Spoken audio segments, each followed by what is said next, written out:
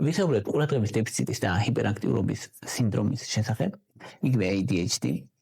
ამ ბოლო ხანში ბევრი ადამიანი საუბრობს ხოლმე ამ თემაზე, რადგან ადამიანის დიაგნოსტირება ვერ ხდება ხშირად ბავშვობაში და დიდობაში აღმოჩენენ ხოლმე ამ მდგომარეობას და თუ დიდობაში მე შეცვლი რაღაცებს, მთლიანად რადიკალურად იცვლება შენი ცხოვრება. აი ამიტომ არის ესეთი რადგან ეს პოპულარი გახდა, იმიტომ ბევრი ადამიანის ცხოვრება შეცვალა ამან და აღმოჩენას და მკურნალობას აქვს აზრი. ზუსტად ამაზე ვისაუბრებთ, როგორ აღმოაჩინოთ, როგორ მივხვდეთ, რომ ეს ADHD-ა, რა სიმპტომები ახასიათებს გოგოებში, ბიჭებში, ქალებში, კაცებში. პირველ რიგში უნდა ვთქვათ, რომ ADHD იწყება ბავშვობაში და გრძელდება დიდობაში. ის რომ დიდობაში აღმოცენდეს თავისით ესე როგორც წესი არ ხდება, ანუ თავი კრიტერიუმი მის დიაგნოსტირების არის ბავშვობიდან იწყება. და რა არის ახლა, აი რა არის? ADHD არის პირველი უნდა იყოს ყურადღების დეფიციტი და ან ჰიპერაქტიული მდგომარეობა და იმპულსურობა. და ან შეიძლება იყოს მარტო ყურადღების დეფიციტი, შეიძლება იყოს მარტო ჰიპერაქტიულობა. ორივე შესაძლებელია, ან ორივე ერთად. რატო ვითარდება? ტვინის განსხვავებული ფუნქციონირების გამო ჩვენ უნდა გქონდეს დოფამინი და ნორადრენალინი, რომელიც დოფამინი განპირობებს мотивაციას, ინიციირებას, საქმეების დაწყებას და ნორადრენალინი განპირობებს ფოკუსირებას, ყურადღებას და სამშაო მეხსიერებას. და როცა აი მორის დოფამინის და ნორადრენალინის დონე დაბალია, ან მის ხელმისაწვდომობა დაბალი, ანუ არ აქვს მნიშვნელობა ამ შემთხვევაში. აზრი არის, რომ ის იმდენი არა, რამდენიც უნდა იყოს. ვითარდება ეს მდგომარეობა. აი ეს არის აზრი. უფრო ხშირია უფრო კაცებში, ვიდრე ქალებში, მაგრამ ორივეში იწვევს მნიშვნელოვან პრობლემებს ცხოვრების განმავლობაში და ამიტომაც საჭირო მის შეცვლა.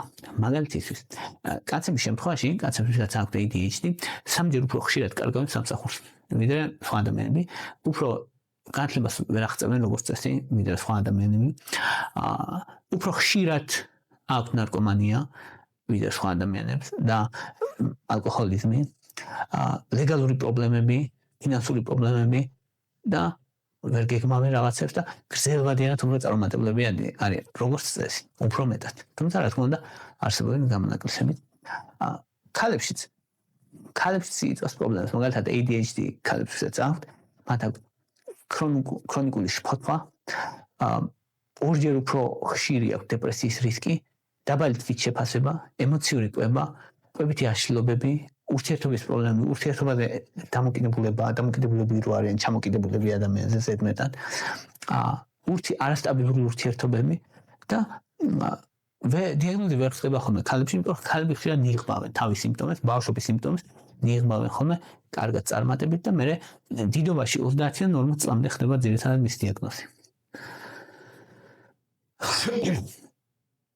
ბიჭების დაახლოებით 10% აქვს ADHD და გოგოების დაახლოებით 5%.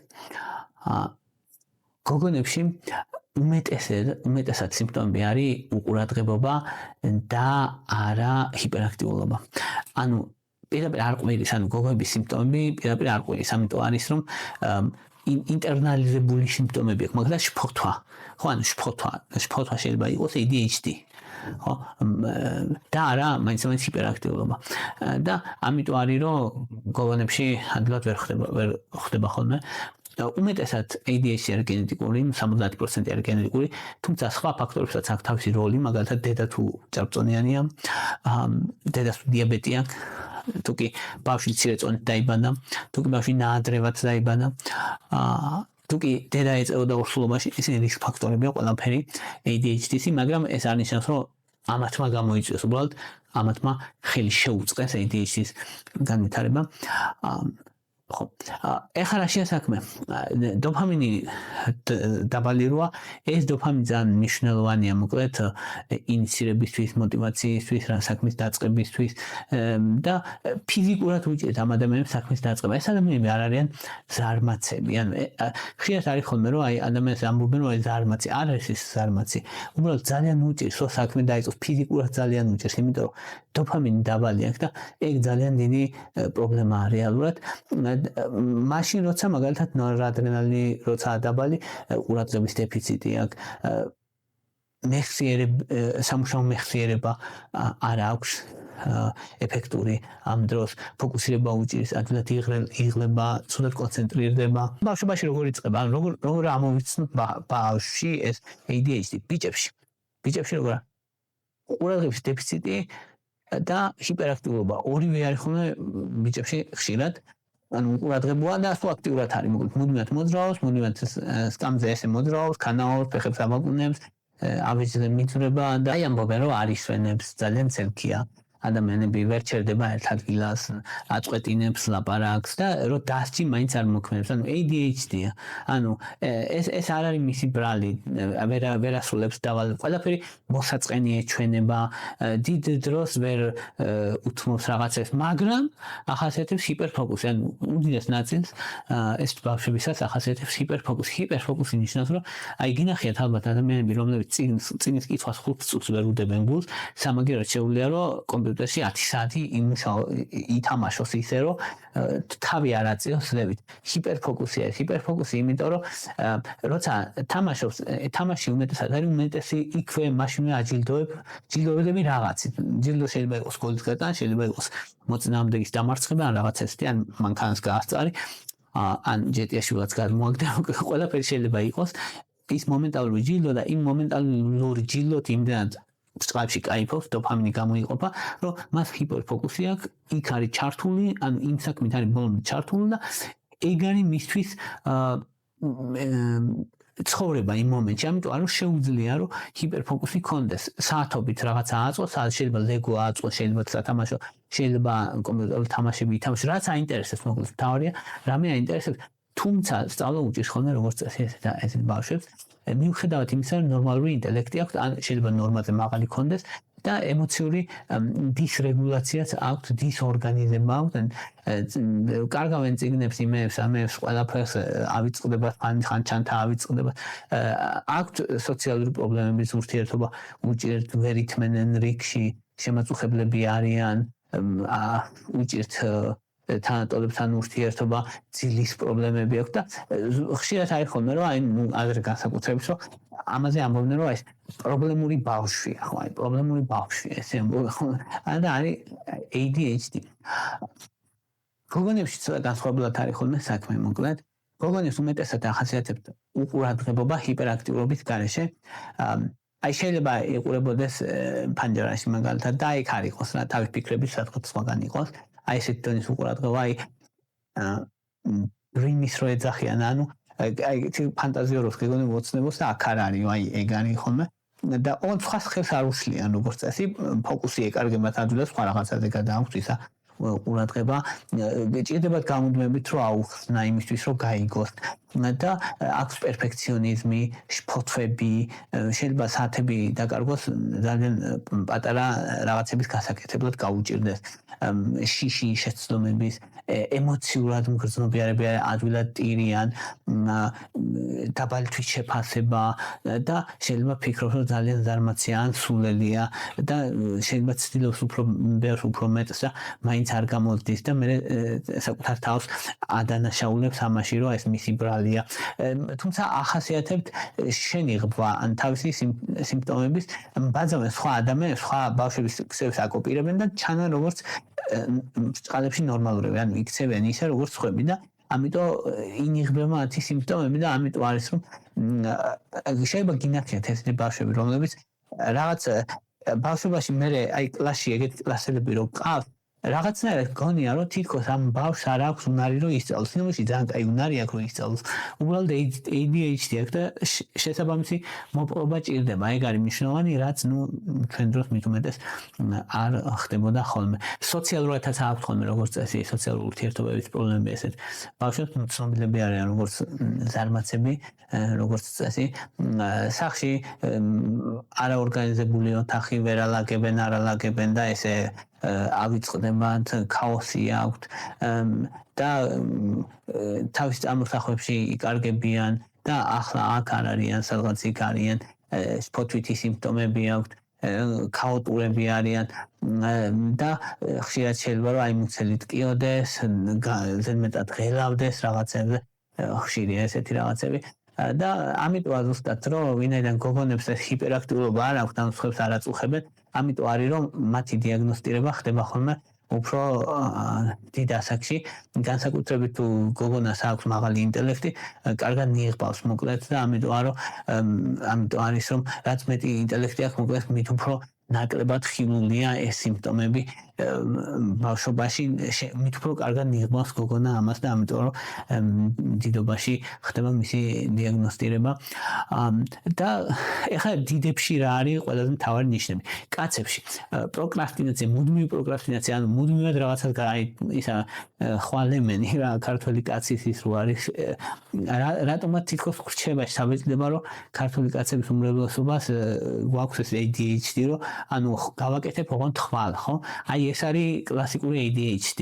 ხო, ოღონდ ეს სიზარმაცით არ მოგდის, აი განსხვავება ანუ სიზარმაცით თუ მოგდის, ხო, ეგ ცუდია და თუ ADHD-ის გამო ეგ ცუდი არ არის, ეგეთი ხარ უბრალოდ და აი სულ ხვალისთვის გადადებს იცის, სამი კვირით ადრე იცის რომ რაღაცა გასაკეთებელი აქვს, მაგრამ ბოლო დღეს გააკეთებს მაინც და მაინც იმას, იმიტომ რომ უნდა გადადოს ბოლო დღემდე. მეორე ყველაზე მნიშვნელოვანი ნიშანი არის არაკონსისტენტურობა ნიშნავს რომ ადვილად კარგავს ინტერესს ამ საქმეში, მაგალითად რაღაც დასაწერი აქვს ერთი გვერდი შეიძლება არის და მთელი დღე მოუნდეს ერთი გვერდის წერას და მეორე მხრივ შეიძლება იყოს სათამაშო კომპიუტერული თამაში, რომელიც საათობით ითამაშოს ისე რომ თავი არ აწიოს ან რაღაცას შეიძლება სერიალებს ხშირად ახასიათებს ხოლმე ეს ADHD ძალიან მარტივი სწრაფი ამოცნობა თუ გინდა რომ ადამიანს რომელსაც შეუძლია რომ ერთ დღეში უყუროს 16 სერიას ADHD-ა ხშირ შემთხვევაში არა ყოველთვის, მაგრამ ხშირ შემთხვევაში. იმიტომ რომ ჰიპერფოკუსი შეუძლიათ, ჰიპერფოკუსია მახასიათებელი ადამიანის, ვინც ისაც ADHD აქვს. შემდეგი ნიშანი არის იმპულსურობა. იმპულსურები არიან მაგალითად სხვას შეაწყვეტინებენ სიტყვას, რაღაცას დაუგეგმავად გააკეთებენ, ჩქარა მიიღებენ გადაწყვეტილებას, მერე ინანებენ, გაბრაზდებიან, აი ფსიქია რო იტყვიან ხოლმე ბავშვობაში, აი ფსიქია თავს ვერ იკავებსო და აი ეგ არის ხოლმე, რა პატარა აფეთქდება, პატარა იმედგაცრუებაზეც და მაგალითად იგივე არის მანქანის შეიძლება ძალიან პატარა ამაზე გაბრაზდეს და ძალიან ჩქარა გაბრაზდეს, მერე დიდი ხანი დაჭირდეს, რომ ის რა თქმა უნდა, რაც უფრო თავისთავად ნაკლები აქვს ნამუშევარი, რაც მეტად ნაკლებად განავითარებს თავის ტვინს და იმუშავებს თავის თავზე, მით უფრო მეტად არის ხოლმე სიმპტომები, თუმცა მარტო თავის თავზე მუშაობა არ შეუძლია, მთელი მუღამი ამ პრობლემის ის არის, რომ მარტო თავის თავზე მუშაობა არ შველის და ან დისციპლინაზე რამდენი წიგნიც არ უნდა წააკითხო ეგეთ ადამიანს არ უშველის, იმიტომ რომ იცის, მაგრამ ვერ აკეთებს. ანუ იცის, მაგრამ ვერ აკეთებს. კიდევ ხშირად აქვს ეს ადამიანებს დროითი სიბრმავე, ან დროის შეგრძნება აქვს დაკარგული და ავიწყდება სადმე მისვლა, გეტყვიან 1 საათს, გულისხმობენ 5 საათს, იმიტომ რომ ის ვერ გათვლის უბრალოდ და იმიტომ ვერ მიდიან დროზე, მიუხედავად იმისა, რომ უნდა სულ აგვიანებენ მაგალითად და ხშირად არის ხოლმე რომ სამსახურს ხშირად კარგავენ ძალიან ურთიერთობებში სირთულეები აქვს ვერ იმახსოვრებენ თარიღებს ავიწყდებათ და ძილის პრობლემები აქვს უჭირთ დაძინება და არარეგულარული ძილის მოდელი აქვს. რაც შეეხება ქალებში ADHD უკვე დასულ ქალს გულისხმობ, ძირითადად გამოიხატება როგორც ქრონიკული შფოთვა აქვს. მუდმივად ნერვიულობენ იმაზე, რომ რაღაცა დაავიწყდებათ, რაღაცა დეტალები, რაღაც შეცდომას დაუშვებენ, მუდმივად ყურადღების დეფიციტი აქვთ, ასევე გადაწვა და დაღლილობა აქვს ხშირად, იმიტომ რომ ბევრად მეტს ცდილობენ ვიდრე სხვები და სულ დაღლილი ვარ ამბობს მე ეს ადამიანი, მიუხედავად იმისა, რომ დიდს ვერაფერს ვერ აკეთებს, მაგრამ ძალიან ბევრ ძალისხმევას დებს და ფიქრობს რომ აი უმაქნისი ვარ, ამ ფიქრობს რომ ზარმაცი ვარ რა, აი სხვები როგორ კარგად აკეთებენ, მე რატო ვერ ვაკეთებ.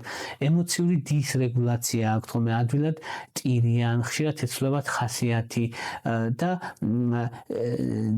ძალიან ღრმად განიცდიან ყველაფერს, ანუ აი რა ღრმად ინტერნალიზაციას აკეთებენ ყველაფერს, ძალიან ღრმად განიცდიან, ქაოტურები არიან სახლში, აი სახლს ვერ ალაგებენ, ანუ განა არ უნდათ ზეგან არამედ ვერ უბრალოდ ეგეთები არიან უჭირთ და იმიტომ შეიძლება შუაგზაზე გაჩერდნენ მე შეიძლება შევსვათ თავისი თავის და ეს კიდე დამატებით შფოთვას და დეპრესია მოაქვს ხოლმე ემოციური კვება ხშირია მათთან წონში მატება წონის ცვლილება დაიკლებენ მოიმატებენ ეს ფლუქტუაცია წონის ფლუქტუაცია ხშირია და როცა ემოციური კვება ახასიათებთ აი ძლიერი კრეივინგი საკვების ძალიან მოუნდება დეპრესია უფრო ხშირია კიდე ესეთ ქალებში და ჰორმონული სენსიტიურობა ახასიათებს ასევე მენოპაუზის წინ განსაკუთრებით მგრძნობიარები არიან და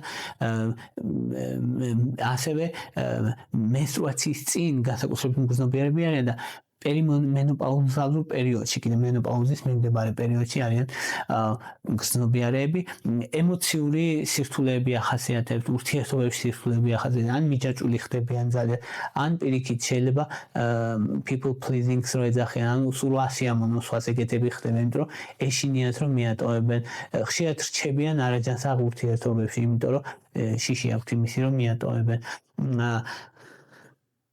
თუმცა ამ ADHD-ს აქვს თავისი დიდი უპირატესობებიც, მაგალითად ADHD, ვისაც აქვს ის ადამიანები, კარგად იწყებენ ბიზნესს, წარმატებული ბიზნესმენები არიან ხოლმე თვით დასაქმებულები ხშირად არიან ხოლმე, იმიტომ რომ ეს კრეატიულობა, სიახლე, აი ეს ახლის მიმართ მოტივაცია ახასიათებს, მაღალი კრეატიულობით გამოირჩევიან ხოლმე. და სწრაფი გადაწყვეტილების მიღება დოფამინი მოაქვს, ანუ აი ის ემოციები მოაქვს, кайფი მოაქვს და ამიტომ არ უჭირთ ხოლმე. ასევე აქვთ კრეატიული ფიქრი, არახაზოვანი ფიქრი, ამიტომ არის რომ შემოქმედებითი ადამიანები არიან ხოლმე. თან ეს ჰიპერფოკუსით დამატებულია და მე ერთად ძალიან მაგარი კომბინაციაა. სიახლის შემოქმედება, მუდმივად სიახლე რაღაცას ქმნიან, ეს ჯილდოა, ეს ჰიპერფოკუს ჩართავს და თან კიდე შემოქმედებითობა და კარგი ინტელექტი თუ აქვს საერთოდ პროგრამისტებიც არიან, თამაშის დეველოპერები არიან. აი და ეს ღრმა ჰიპერფოკუსი ეხმარება. ასევე არიან ხოლმე გადაუდებელი მედიცინაში ხშირად რთული სიტუაციები ძალიან ხშირია ეგეთ ადგილებში ეგეთი ადამიანები კარგები არიან და სპორტსმენებიც. ასევე ბლოგერები, კონტენტ კრეატორები, იუთუბერები, ფილმეიკერები, ვინც არიან ხშირად არიან ძალიან ADHD-ის მქონე ხალხი. უფრო ხშირად ვიდრე ჩვეულებრივი ადამიანები თუ პროცენტულად ვიტყვით, თორე ეს იმას არ ნიშნავს, რომ თქვა და ყოველი მეორე ADHD-იანი არ არის, მაგრამ ბევრად უფრო ხშირად, მაგალითად, ყოველი მესამე არის, ვინც ესეთ სფეროებშია და ლიდერობაშიც არიან ხოლმე ბევრი CEO და დამფუძნებლები არიან ვიზიონერი ლიდერები არიან ხოლმე ხშირად, თუმცა აღმასრულებლებიც არიან, მაგრამ ვიზიონერები უფრო ხშირად არიან ხოლმე, რადგან აქვთ დიდი ხედვა, დიდი სურათის ხედვა, რისკის მიმართ ტოლერანტულები არიან, იმიტომ რომ მათ რისკის თავისთავად აღება შეუძლიათ, იმიტომ რომ რისკი სხვა ადამიანს თუ გულს გაუხეთქავს, ის პატარა რისკი ამისთვის დოფამინია და ამისთვის ნორმაა ის რთული დიდი გადაწყვეტილებები დოფამინია ამისთვის და ეგ ნორმა დიდი ენერგია აქვს ძალიან და ხო on leadership-ი წარმატებულია მაგ შემთხვევაში თუ ორგანიზებული მხარდაჭერა არსებობს თუ ორგანიზებული მხარდაჭერა არ არსებობს ან თვითონ ეს ორგანიზება გაუკეთოს ყველაფრის ეგ მაგას ვერ შეძლებს ის როგორც წესი ან ორგანიზება მხარდაჭერა უნდა არსებობდეს ადამიანების ქალებიც არიან წარმატებული ზუსტად იგივე სფეროებში ეს შემოქმედებით განათლებაში, ანტრეპრენორობაში, მედიაში, ბლოგინგში, მარკეტინგში და ქალებიც ხშირად არიან წარმატებულები აი ამ სფეროებში, რაშიც კაცები და რაშიც ზოგადად ADHD-ის მქონე ხალხი. მკურნალობას რაც შეეხება, მკურნალობა არის სტიმულანტები, მთავარი მკურნალობა არის მოკლედ სტიმულანტი, რომელიც ადრეა რომ ადრენალინი და ნორადრენალინი გავზარდოთ, მეთილფენიდატი, ასე ეს არის მთავარი პრეპარატი, რომელიც ყველაზე მთავარი პრეპარატი, რომელიც გაიდლაინებით არის მოწოდებული, რომელიც არის უსაფრთხო და ერთხელ ორჯერ დღეში მიიღება ხოლმე როგორც წესი. ხო, ბავშვებში დაბალი დოზით, დიდებში მაღალი დოზით. ამფეტამინზე დაფუძნებული წამლებიც ასევე არის ეფექტური ძალიან, ოღონდ ამფეტამინებს უფრო მეტი გვერდითი ეფექტები აქვს და ამიტომ ახლა რომ შედარებით იშვიათად გამოიყენება, თორე მაგრამ ძალიან ეფექტურია. რაც შეეხება დიდებში არის რამოდენიმე პრეპარატი,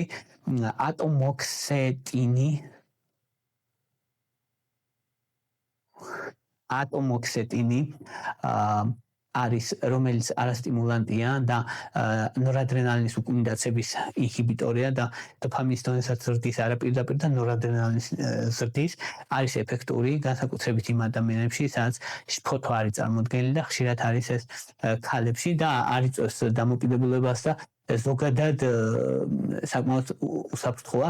ბუპროპიონი არის კიდე ერთ-ერთი ძალიან ეფექტური რომელიც დოფამინის და ნორადრენალინის უკუნდაცების ინჰიბიტორია და ეფექტურია ასევე განსაკუთრებით როცა კომორბიდული ან თანდართული დეპრესია მაგრამ ხო საერთოდ ძალიან ძლიერია და არ აქვს სტიმულანტური ეფექტი და არც ტოლერანტობაც არ აქვს ამიტომა ძალიან მაგარი პრეპარატი ან დროთა განმავლობაში მისი ეფექტი არ სუსტდება ან ტოლერანტობა არ გააჩნია და ეგ ძალიან კარგი ხო და გუანფეცინი ეს არის ალფა-2 ადრენერგული რეცეპტორების აგონისტი და იმპულსურობა და ემოციური კონტროლი ვისაც უჭირს განსაკუთრებით მისთვის კაიმარა ყურადღების დეფიციტისთვის შედარებით ნაკლებად ეფექტურია.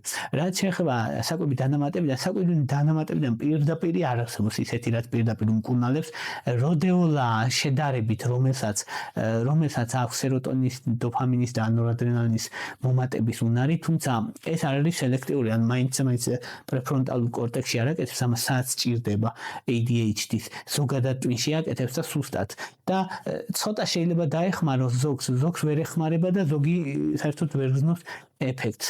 ანუ ზოგში პირიქით შეიძლება ზედმეტად გამოიწვიოს სიმპტომის გაუარესება, ზოგს დაეხმაროს, ზოგში საერთოდ ეფექტი არ ქონდეს. ამიტომ რომ ანუ შეყვანილი არაა როდეოლა როგორც გაიდლაინებში როგორც სამკურნალო საშუალება, მაგრამ თუ საკვები დანამატებიდან ვამბობთ, რომ ყველაზე ახლოს რომელიც შეიძლება იდგეს ADHD-ის დროს როდეოლა დგას,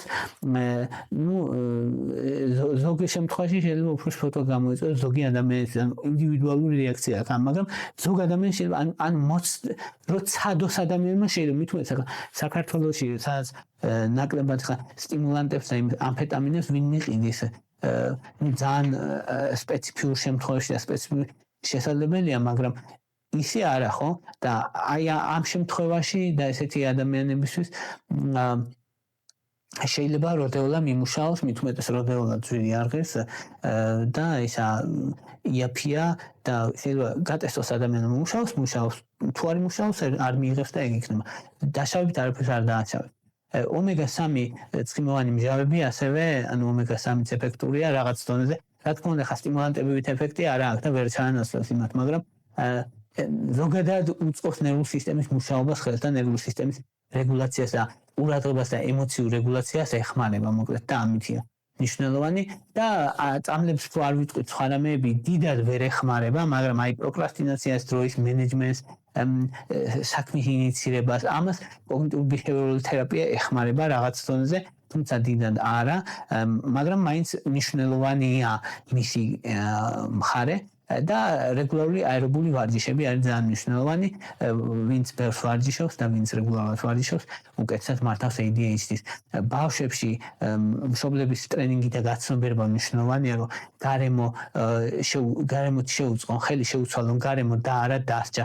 ანუ დასჯა ესეთი ბავშვებისთვის არ არის გამოსავალი. ანუ დასჯას არ აქვს მნიშვნელობა. უარესდება მდგომარეობა დასჯის დროს. ამიტომ და ან ის რომ ან ბავშვს სტრუქტურირებული მხარდაჭერა ჭირდება და არა მუდმივი დისციპლინა. ან დისციპლინის ქვეშ რო ყავდეს არ უშველის, მაგრამ მხარს თუ დაუჭერ უფრო მეტად უშველის წამლების გარეშეც კი. ამიტომ დასჯაზე ესეთი ბავშვების ორიენტირება არ უნდა გაკეთდეს. აი ეს იყო რის თქმაც მინდოდა, მადლობა რომ მისმენით, მადლობა რომ გაინტერესებთ, თუ მოგწონთ ჩემი ვიდეოები. დალაიქეთ, თუ მოგწონთ ჩემი არხი გამოწერეთ. ხო, ვისაც დონაცია გინდათ და გაქვთ სურვილი, ანგარიშის ნომრები ქვევით, თუ მოგწონთ რასაც ვაკეთებ, ის საქმე. და თუ გინდათ არხის მხარდაჭერა გამოხატოთ. მადლობა რომ მისმენთ, მადლობა რომ გაინტერესებთ.